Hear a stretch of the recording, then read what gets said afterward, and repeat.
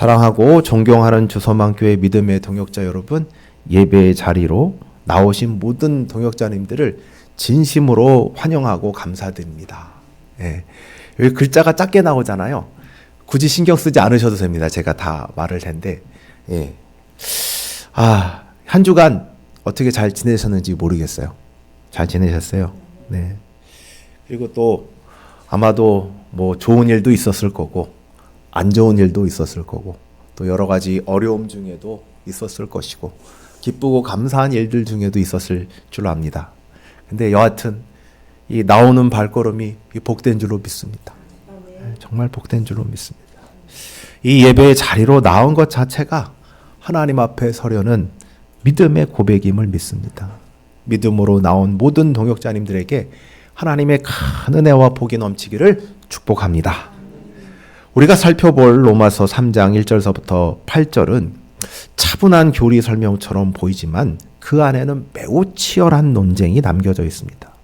바울은 여기서 이 어떤 새로운 것들을 주장하는 게 아니라 그간에 전도 여행을 다닐 때마다 유대인들을 만날 때마다 회당에서 만날 때마다 벌어졌었던 마주했었던 수많은 질문들과 반론들을 다시 꺼내놓고 있습니다. 그리고 로마 교회 믿음의 동역자님들에게 그걸 알려주고 있는 거죠. 왜 알려주느냐? 그 문제들을, 이 바울 사도가 이미 겪었던 그 문제들은 로마 교회 성도들도 지금 마주하고 있거나, 그래서 이 질문 때문에 고민하고 있거나, 혹은 앞으로 만나게 될 문제이기 때문인 것입니다. 이 본문을 이해하기 위해 도움을 주는 한 신학자를 잠시 소개하려고 하는데 20세기의 개혁 신학자, 변증학자로 유명한 코넬리우스 반틸입니다. 반틸이란 분 처음 들어보셨을 거죠. 근데 이분은 평생 동안 변증, 그러니까 세상의 무신론과 또 기독교 안에 여러 가지 신앙적 난제들을 가지고 계속해서 개혁주의, 복음주의를 가지고 싸워왔던 분들 중에 한 분이고 우리 장로교에서는 가장 대표적인 변증신학자입니다. 이분을 빼놓고서는 변증신학을 얘기할 수가 없어요. 근데 그분은 평생 동안 어떻게 하나님을 변증할 것인가 고민했던 신학자이지만 그의 관심은 하나님을 더 잘 증명하는 데 있지 않았습니다. 그럼 어디에 있었느냐? 오히려 사람들이 어떤 전제 위에, 사람들은요 각자 믿음을 갖고 있거든요. 우리처럼 예수님을 믿는 유신론, 기독교 유신론의 믿음을 가지고 있는 분들이 있는가 하면 다른 사람들은 그 믿음이 없냐? 아니에요. 어떤 분들은 믿음이 없는 것처럼 말하지만 하나님이 없다는 불신론의 믿음 위에 있어요. 그리고 여러 다양한 그 믿음의 전제 위에 있다는 것을 밝히고 그 믿음이 어떤 전제 위에서 하나님 앞에 질문을 하고 있는가를 주목했던 학자가 반틸입니다. 그분의 핵심적 주장은 사람은 하나님에 대해 중립적인 자리에 있지 않다는 것입니다.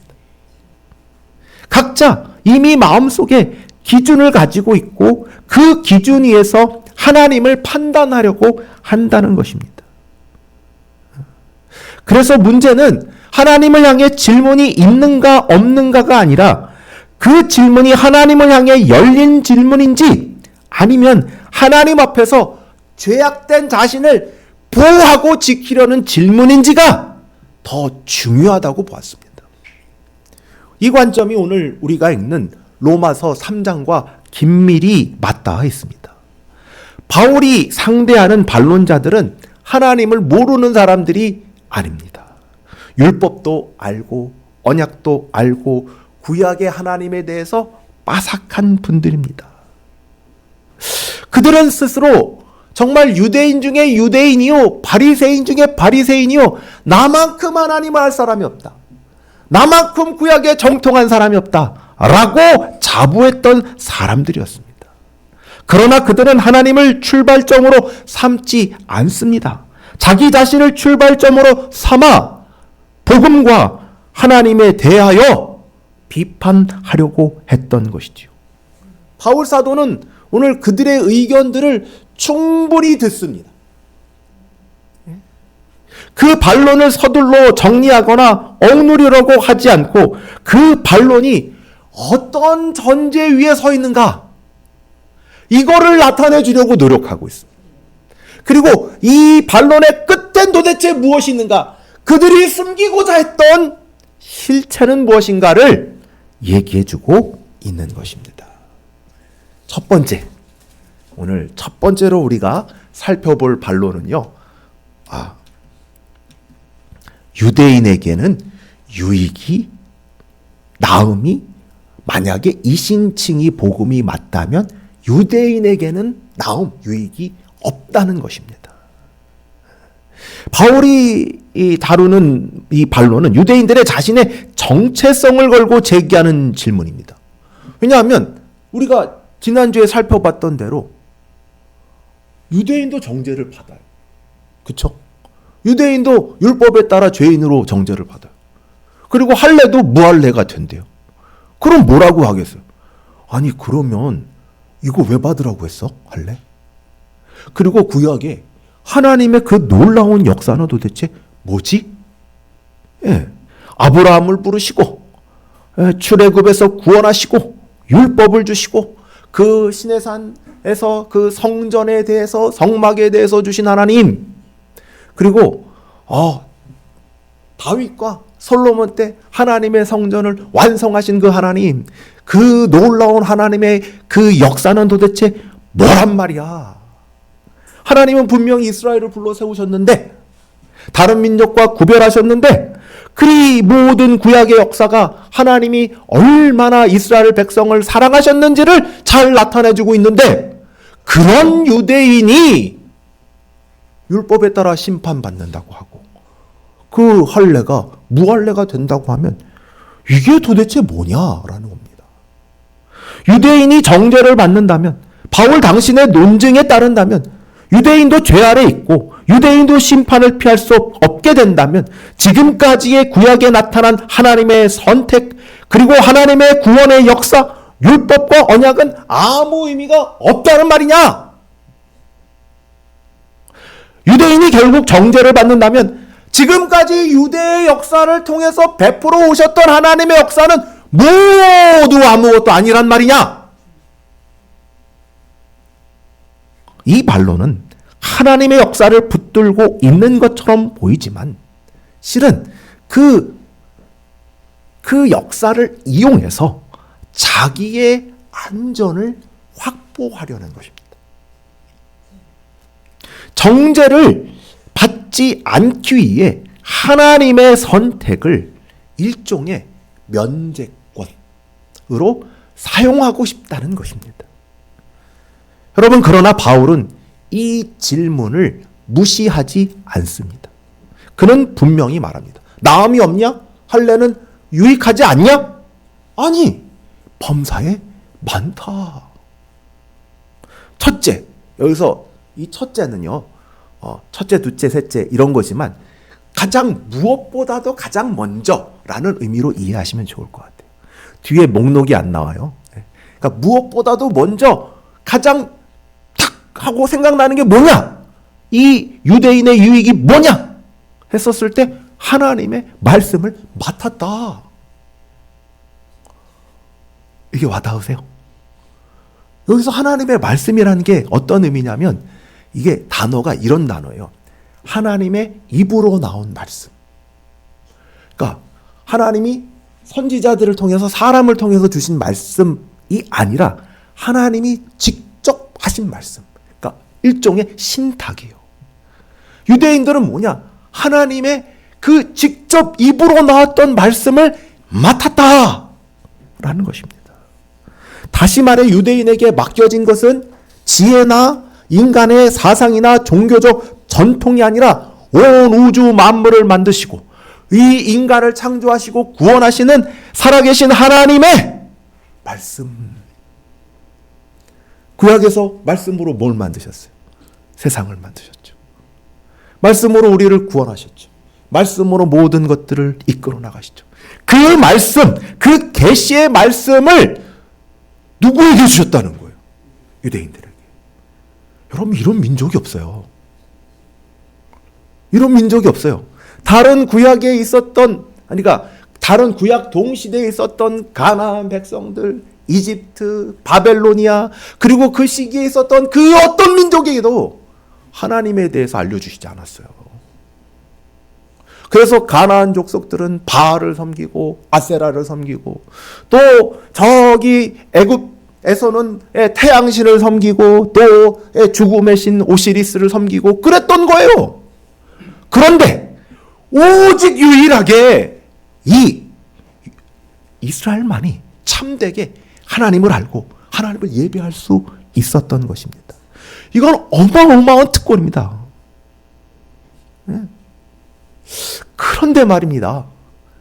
바울이 짚고 싶은 것은 그런 말씀을 맡은 것이 맡겨진 책임의 영역이라는 거예요.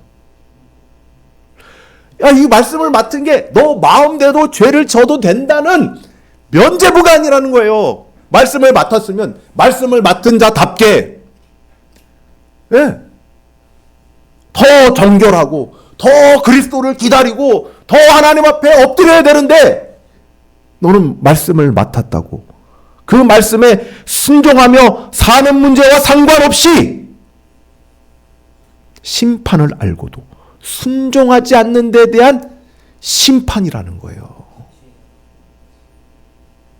바울은 이 질문을 통해 유대인의 첫 번째 반론이 복음에 대해서 이해하려는 질문이 아니라 복음 앞에서 자신의 죄악된 자신을 보호하려는 반론이라는 것을 드러내고 있습니다. 두 번째 제기되는 질문이에요.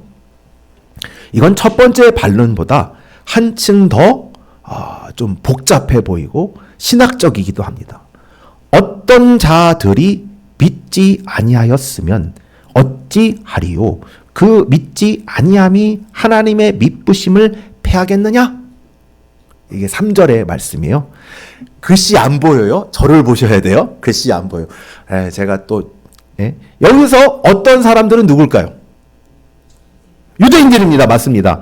근데 여기선 일부의 유대인이라기보다는 상당한 수의 유대인일 겁니다. 상당한 수의 유대인. 상당한 수의 유대인인데 믿지 아니하였다는 것은 무엇일까요? 뭘 믿지 않았다는 거죠? 하나님께서 보내신 메시아 예수 그리스도를 받아들이지 않았다. 믿지 않았다는 의미일 것입니다. 여기서 1절서부터 8절에 이르는 반론은 2장 후반부의 반론, 모든 유대인들이 정죄받고 할례가 무할례 된다 라는 것에 대한 반론이기보다는 1장 16절에서부터 17절의 반론 한번 찾아볼까요? 1장 16절 17절 찾아보세요. 17절 복음에는 하나님의 의가 나타나서 믿음으로 믿음에 이르게 하나니 기록된 바 의인은 믿음으로 말미암아 살리라 함과 같으니라. 이것에 대한 반론이에요. 여기서 나타난 믿음은 예수 그리스도를 믿지 않은 것이잖아요. 그러니까 이 유대에 믿지 아니하였으면 누구를 믿지 아니하였냐면 예수님을 믿지 아니하였다면 이라는 거예요. 그러니까 반론들이 이런 거죠. 이 유대인이 제기한 반론이 우리 유대인들은 지금 예수 그리스도를 안 믿고 있는데 그러면 하나님이 유대인들을 택하시고 하나님이 아브라함을 부르시고 약속의 자손 이삭을 주시고 그 약속을 통해서 다음에 아브라함 다음에 그 다음에 약속은 뭐냐면 다윗 언약이죠. 다윗 언약에 이르기까지 했던 그 모든 것 언약에 신실하셨던 분이 없어졌네. 이런 의미입니다. 다시 한번 말씀드리겠습니다. 그러니까 하나님께서 아브라함에게 하신 약속, 이스라엘을 주신 약속, 구약 전체에서 반복되었던 약속들이 이게 믿지 아니하였잖아요. 이게 믿지 아니하였으니까 구원받지 못했잖아요. 그럼 어떻게 돼? 그 약속들이 깨진 거잖아요. 근데 하나님의 약속은 어떤 게 있어요? 반드시 지켜져야 되죠. 그러면 하나님이 지금 신실하지 않다는 거야? 그럼 뭐예요? 하나님이 신실하시다면 우리가 예수님 안 믿어도 유대인들이 예수님을 믿지 못한다 할지라도 어떻게든 구원해내야 되는 거지. 이 얘기하고 싶은 거예요. 유대인의 불신앙이라는 현실을 근거로 하나님의 언약적 신실하심 자체를 걸고 있는 겁니다. 우리가 안 믿으면 하나님 언약적 신실함 무너져. 그러니까 예수를 믿는 것은 하나님에 대한 언약적 신실함을 설명하지 못하기 때문에 예수 믿는 것은 구원의 도가 아니야 라는 게 반론인 것입니다. 이건 하나님의 신실하심에 달려있는 문제가 아니에요. 실제로는 하나님의 약속을 이스라엘의 반응과 결과에 따라 평가하려는 시도입니다. 하나님이 어떤 분이신지 하나님의 말씀과 성품에서 출발하지 않고 이스라엘이 실패했으니 하나님은 신실하지 않은 분이 된다 라고 거꾸로 설명하려는 시도인 것입니다. 바울은 그에 대해 즉각적으로 단호하게 응답합니다. 그럴 수 없느니라. 사람은 다 거짓되되 하나님은 참되시다 라고 말씀을 합니다. 그러면서 시편 51편의 말씀을 인용하는데 그게 4절이에요. 근데 이게 51편이 어떤 시편이냐? 다윗이 밧세바하고 죄를 지은 다음에 심판을 받아요. 그 다음에 바로 했던 노래가 시편 51편이에요. 하나님의 엄중한 심판에 섰을 때 자신의 입으로 그 심판이 옳습니다. 그 심판이 맞습니다. 저는 마땅히 심판당해야 되는 사람입니다. 그는 하나님을 향하여 왜 밧세바를 보게 했냐? 왜 죄를 짓게 하냐? 하나님 나 죄 지을 때 그거를 막아주셔야 되지 않았냐? 라고 말하기보다 주께서 말씀하실 때 의로우시다 하시고 판단하실 때 순전하십니다. 저는 그 앞에서 죄인에 불과합니다. 자신은 심판을 받아 마땅한 죄인입니다. 이 노래가 시편 51편입니다. 바울이 이 장면을 불러오는 이유는 유대인들에게 말해주는 거죠.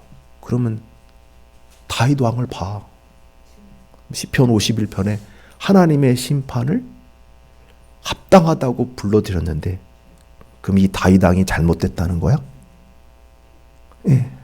성경은 한 번도 인간의 불신실함을 인해 하나님이 신실하지 않다고 말한 적이 없습니다. 인간은 신실하지 않죠. 인간은 조속변으로 변하지만 하나님은 신실합니다. 아무 상관이 없어요. 하나님의 신실함은 하나님께 달려있어요. 하나님은 신실하지 않을 수가 없어요. 왜요? 하나님은 하나님에게 기원하기 때문에, 하나님에게 근거하기 때문입니다.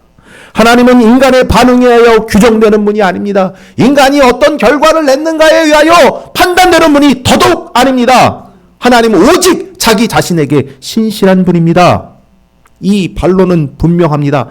하나님은 신실한 분으로 고백하는 것처럼 보이지만 실제로는 하나님의 신실함을 인간의 실패에 종속시키고 있는 겁니다.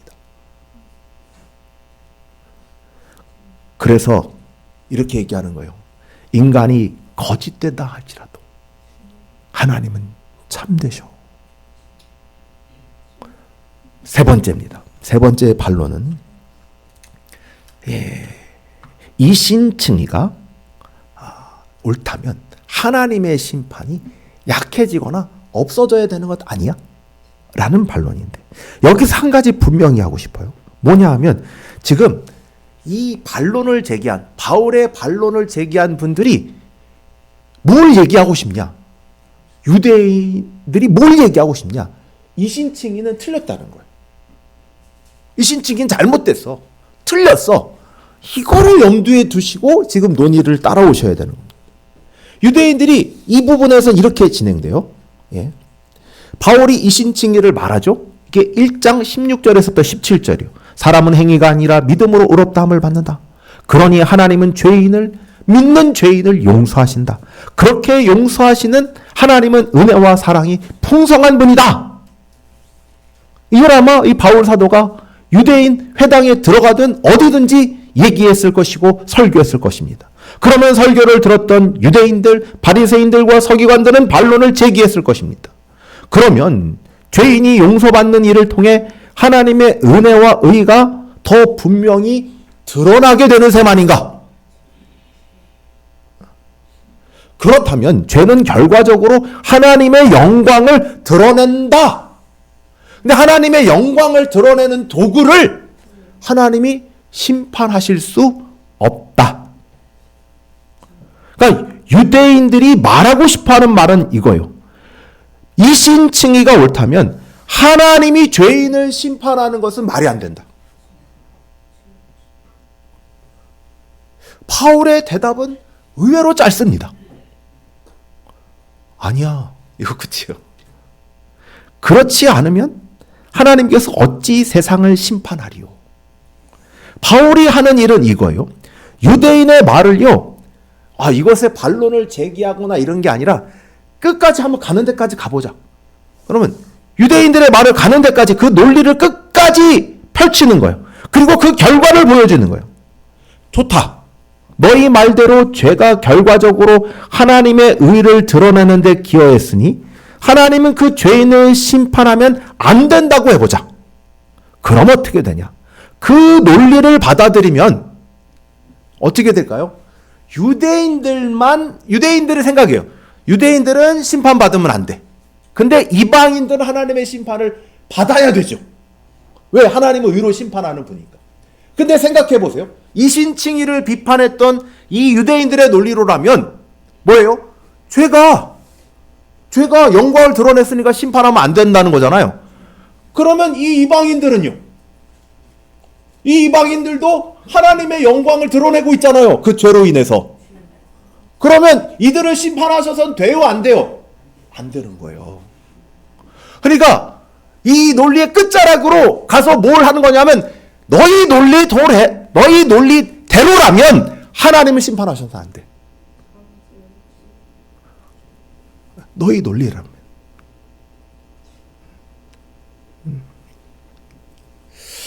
네, 문제는요, 이신칭의가 아니라 이신칭의를 공격하기 위해서 끌어오르는 논리예요, 논리. 그래서 이 반론의 실체를 이렇게 드러내고 있는 거예요. 유대인이 공의를 지키겠다 말하고 있는 것 같지만 공의를 지키겠다는 논리가 하나님을 심판하지 못하는 것으로 만들어버리고 맙니다. 그래서 단호하게 선을 그어요. 은혜를 말하면서 하나님의 심판을 지워버리는 논리는 왜곡이라는 거예요. 다음 마지막입니다. 7, 8절에선 새로운 반론이 아니에요. 5, 6절의 다른 버전이에요. 유대인의 논리를 끝까지 밀어붙일 때 이 7, 8절의 논리가 생기는데 만약에 하나님의 은혜와 의가 드러난다면 하나님은 죄인을 심판하지 않아야 된다는 거예요. 그러니까 이렇게 심판하지 않아야 되면 뭐예요? 오히려 이런 거죠. 더 나아가선 이런 거예요. 죄가 하나님의 영광을 드러내? 그러면 죄를 한 개만 지으면 영광 하나 드러내고 죄를 2개 지으면 영광을 2 드러내고 죄를 요만큼 지으면 하나님의 영광을 이만큼 드러내고 죄를 이만큼 지으면 하나님의 영광을 이만큼 드러내네? 그러면 어떻게 되죠? 우리 이제 마음껏 죄 짓자. 하고 싶은 대로 살아도 하나님께 영광 돌리는 거야. 이런 게 유대인의 반론이에요. 그럴 때 뭐라고 얘기한 줄 아세요? 대꾸를 안 해요. 대꾸를 안 해요. 논증을 안 해요. 8절은 논증을 안 하는 거예요. 단호하게 얘기를 해요. 정죄 받아. 이 말은 이거예요. 말도 안 되는 소리 하지 마라. 이 뜻이에요. 5, 6, 7처럼 끝까지 밀고 나가면 그렇게 왜곡되면 죄가 기능을 가진 것처럼 만들어버립니다. 하나님이 죄의 기능을 인정하게 된 것처럼 보이게 합니다. 그리고 하나님은 그 죄인을 심판할 수 없게 되고 오히려 죄는 하나님의 은혜와 사랑을 드러내는 도구가 되어버려요. 유대인의 논리대로라면. 그러니까 더 나아가서 그 논리를 악용하면 마음껏 죄를 지어도 된다는 말이 나오는 것이에요. 여기서 반론의 의미가 없어요. 이건 반론이 의미가 없는 거예요. 이거는 싸우자고 드는 말이지 토론하자고 드는 말이 아니게 되는 거예요. 그래서 여기서 설명을 하지 않고 이렇게 얘기합니다. 그래, 죄가 있으면 그 죄대로 정죄를 받아. 이 네 번째 반론은 앞선 모든 반론의 실체를 드러내요. 처음엔 특권을 지키기라는 질문처럼 보였고, 그 다음엔 하나님의 신실하심을 옹호하는 말처럼 들렸고, 그 다음에 은혜를 높이는 것처럼 보였지만 끝까지 가보면 결국 죄를 정당화하고 싶었던 거예요. 하나님의 의와 심판을 제거하려는 논리로 드러나 버린 것입니다. 오늘 이 말씀은요, 복음 앞에 제기되는 반론들이 어디까지 갈 수 있는지를 보여주고 있었던 것입니다. 첫째, 복음은 유대인과 이방인 모두를 하나님의 심판 아래 세웁니다. 누구도 특권을 가질 수 없습니다. 둘째, 이신칭의를 부정하려는 논리는 겉으로 하나님의 공의를 지키는 것처럼 보이지만 끝까지 밀어붙이면 하나님을 아무도 심판할 수 없는 분으로 만들어버립니다. 셋째, 그 왜곡이 윤리로 넘어가면 마침내 선을 이루기 위해 악을 행하자는 말도 안 되는 말까지 나오게 되는 것입니다. 이게 이 반론을 제기하고 있는 유대인들의 실체였던 것이죠. 근데 이거 오늘날도 그대로 이루어집니다. 먼저는 우리가 흔히 이 복음을 둘러싼 사상전이다라는 말을 쓰면 참 어렵게만 느껴집니다. 특별히 이 기독교를 비판하고 신앙을 조롱하는 문화, 적대적인 사상의 문제로만 생각하는데, 지금 로마서 3장은요 어디에서 이루어지고 있냐면 교회 안에서 이루어지고 있습니다. 바울이 상대하고 있는 반론은 교회 밖에서 나온 반론이기도 하지만 교회 안에서 지금 끊임없이 싸우고 있는 문제이기도 한 것입니다. 하나님을 잘 안다고 생각하는 사람들, 신앙에 익숙한 사람들, 그 안에서 나온 말입니다. 근데 문제는 이런 종류의 사상전이 있다는 사실 자체에 우리가 너무 무관심합니다. 우리가 신앙하면 뭐라고 생각합니까? 신앙은요, 느끼는 것으로만 생각합니다. 찬양 열심히 해, 뜨겁게 찬양하고 눈물을 흘려 기도하고 막 손드는 거, 이게 신앙의 일면이 맞지만 신앙은 그것만 있는 게 아니에요. 그래서 생각하는 거를 다루려고 하지를 않아요. 네. 뭐 교리의 문제라든지 혹은 변증의 문제라든지 이거 교회에서 잘 안 다뤄요. 신앙을 여전히 기도와 결단의 영역에만 가둬두고 이런 것들 따지기 시작하면 불편해합니다. 이렇게 말하기도 하죠. 신앙을 왜 이렇게 머리로 따져? 왜 이렇게 어렵게 만들어? 머리로 믿지 말고 마음으로 받아들여. 이게 이런 영역도 있는데 사상전을 피하잖아요. 그럼 다 잡아먹힙니다. 생각을 미루잖아요. 다른 생각이 여기 오게 돼 있어요. 여러분, 바울은 그렇게 하지 않았어요. 바울은요, 기도했어요. 전도했어요. 찬양했어요. 그러나 동시에 논증했고 반론을 분석했고 복음을 왜곡하는 논리들을 끝까지 맞서서 논리로서 무너뜨렸어요. 영적 전쟁은 기도의 자리에서만 일어나는 게 아닙니다. 우리가 하나님을 어떻게 이해하고 있는가, 복음을 어떤 논리로 사용하고 있는가, 바로 그 지점에서도 일어나는 것입니다. 복음은 감정으로만 지켜지지 않습니다. 말씀에 근거한 분별, 생각의 훈련, 세계관의 싸움을 통해서도 지켜져야 하는 것입니다. 바울이 로마서에서 이렇게 논리적으로 집요하게 복음을 변증하는 이유도 신앙을 어렵게 만들기 위해서가 아닙니다. 복음을 지키기 위해서입니다. 오늘날의 복음의 왜곡은 노골적인 불신앙의 언어로 나타나지 않습니다. 오히려 복음의 핵심 단어들 은혜, 사랑, 자유, 용서라는 말을 그대로 사용하면서 조금씩 다른 방향으로 비틀어 나타납니다. 두 가지 방향을 바라보고 싶은데 이 신칭의를 은혜만 강조한 나머지 하나님은 심판하는 분이면 안 되게 만들어 버립니다. 은혜를 심판과 분리시켜요. 그러니까 은혜의 하나님은 심판하면 안 돼. 하나님을 사랑의 하나님으로 말하지만 심판의 주인으로 말하는 것에 대해서 얼마나 많이 불편해하는지 모릅니다. 용서는 강조하지만 심판은 시대에 뒤떨어진 개념처럼 취급합니다. 네, 치유, 천국은 좋아하지만 지옥과 영원한 형벌을 말하면 원시적이고 비과학적이고 현대인의 감수성에 맞지 않는 이야기로 치부합니다. 이 왜곡은 하나님의 사랑을 높이는 것처럼 보이지만 실제로는 하나님을 판단하지 않는 존재, 책임을 묻지 않는 존재로 축소시키는 것입니다. 둘째, 이건 더 끔찍한데 이신칭의를요 자신의 죄를 정당화하는 도구로 삼습니다. 여러분, 이 왜곡은 이신칭의의 정반대 방향으로 나아갑니다. 은혜를 강조하지만 그 은혜를 삶을 변화시키는 능력이 아니라 죄를 덮어두는 이유로 사용합니다. 야, 우리 은혜 아래 있으니까 괜찮아. 이게 틀린 말 아니거든요. 틀린 말 아니에요. 맞는 말인데 우리 다 죄인이지 않냐? 여기서 잠깐 쉬어갈게요. 죄인이지 않냐라고 하잖아요. 근데 이 말은 뭐예요? 나 죄인이니까 계속 죄를 지을 거야. 겸손한 고백처럼 들리지만 실제로는 거룩함을 향한 부르심을 조용히 무력화시키는 말이에요. 이렇게 되면 회개는 사라져요.